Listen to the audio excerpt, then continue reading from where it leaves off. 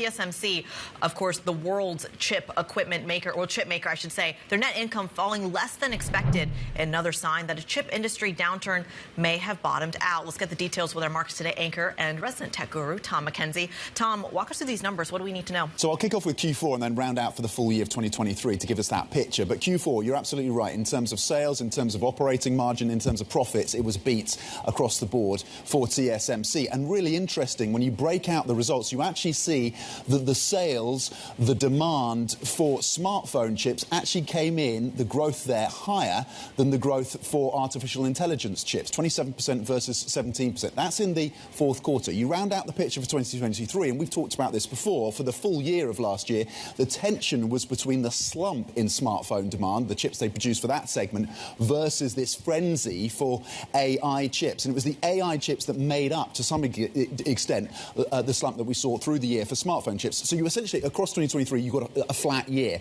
But fourth quarter is really interesting. You're seeing a turnaround, beats across all these different metrics, and interestingly, it's that smartphone growth that's coming through. Our team on the MLive blog, who've been breaking down these numbers, suggest that a lot of that is coming from potentially Samsung and Xiaomi orders. Big questions going forward. The chairman of TSMC is going to be stepping down, Mark Liu, so change at the top, what that means for the running of this company.